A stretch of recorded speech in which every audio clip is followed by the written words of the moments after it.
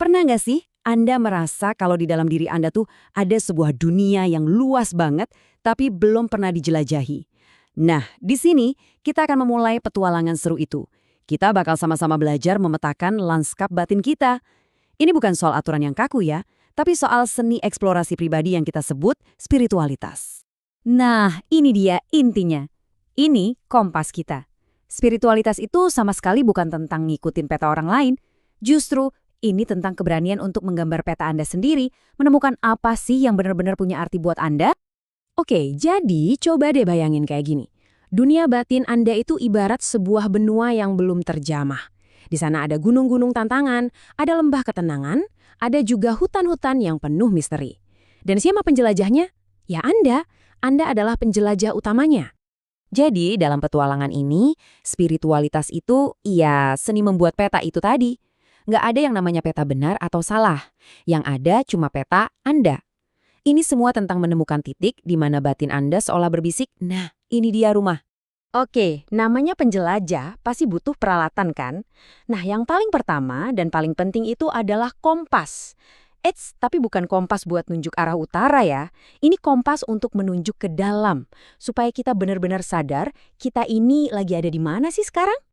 Alat pertama yang kita masukin ke ransel adalah meditasi. Anggap aja ini kayak tombol mute buat semua suara berisik di luar sana dan juga di dalam kepala kita.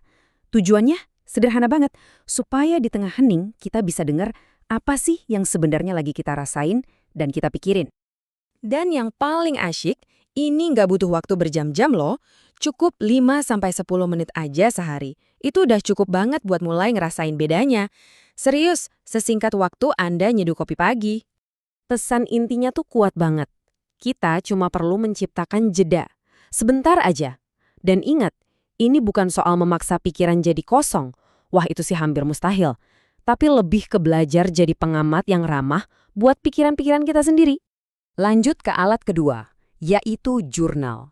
Anggap aja ini kayak buku catatan lapangan atau logbook ekspedisi Anda. Disinilah tempat Anda mencatat semua temuan di sepanjang perjalanan, entah itu pemikiran, perasaan, atau bahkan kebingungan. Coba deh Anda bayangin, waktu semua pikiran yang ruwet di kepala kita tuangin ke atas kertas, sering banget kita jadi nemuin pola-pola yang selama ini tersembunyi. Rasanya tuh kayak lagi nyalain lampu di ruangan gelap. Tiba-tiba, klik, semuanya jadi jauh lebih jelas. Oke, kompas udah di tangan, alat-alat udah siap. Sekarang kita mau lewat mana? Yuk, kita lihat beberapa jalur yang bisa kita tempuh. Ingat ya, ini bukan aturan baku. Anggap aja ini kayak jalan setapak populer yang udah sering dilalui penjelajah lain untuk menemukan koneksi. Nah, biasanya ada 4 jalur utama nih yang sering banget muncul. Ada terhubung dengan alam, menemukan komunitas, tindakan melayani, dan mempraktekkan rasa syukur. Masing-masing nawarin cara yang unik untuk merasa nyambung dengan sesuatu yang lebih besar dari diri kita sendiri. Jalur pertama, alam. Dan ini nggak harus yang heboh kayak mendaki gunung loh.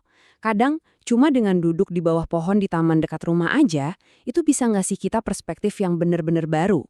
Alam itu ngingetin kita kalau kita ini bagian kecil dari sesuatu yang luar biasa besar dan indah. Perjalanan ini nggak harus dilalui sendirian kok. Menemukan sesama penjelajah, entah itu teman atau sebuah komunitas, bisa ngasih kita sesuatu yang nggak ternilai harganya. Perasaan kalau kita nggak sendirian dalam perjalanan ini. Jalur ketiga, melayani orang lain. Anehnya, kadang cara terbaik buat nemuin diri sendiri itu justru dengan menghilang sejenak untuk fokus bantu orang lain. Tindakan kebaikan, sekecil apapun itu, bisa menghubungkan kita ke rasa punya tujuan yang mendalam banget. Dan yang terakhir, tapi jelas nggak kalah penting, rasa syukur. Ini praktek yang kelihatannya simpel, tapi efeknya luar biasa. Ini kayak ngelatih otak kita buat ngelihat apa yang ada, bukan apa yang kurang. Ibaratnya, kita mengganti lensa kamera dari yang tadinya fokus ke masalah, jadi fokus ke keindahan. Jadi, kita udah punya alatnya, udah lihat beberapa pilihan jalurnya juga. Nah, sekarang bagian yang paling seru dan paling penting. Gimana caranya Anda ngasih tanda tangan unik Anda di peta ini? Ya, ini semua tentang membuatnya jadi personal. Nah, ini poin yang krusial banget. Coba bayangin kayak nyiram tanaman deh. Hujan gerimis tiap hari itu jauh lebih baik daripada badai besar sekali sebulan kan? Sama, konsistensi kecil-kecilan itu selalu mengalahkan intensitas yang jarang-jarang. Kuncinya itu membangun kebiasaan, bukan memaksakan diri. Terus gimana caranya biar konsisten? Salah satu cara ampuhnya adalah dengan menciptakan ritual pribadi.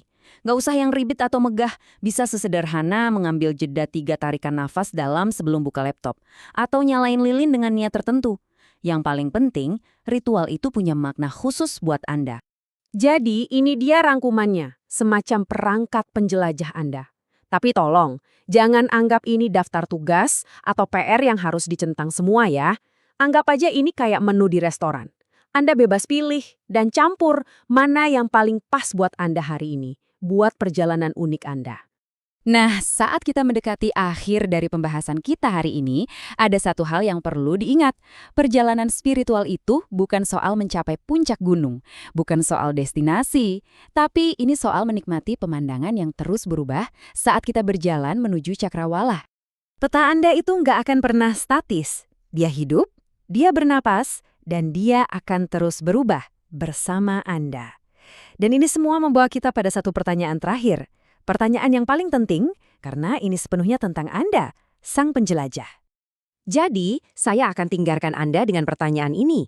Jika spiritualitas adalah penjelajahan lanskap batin unik Anda, wilayah mana yang paling Anda takuti, atau justru paling membuat Anda bersemangat untuk dijelajahi hari ini?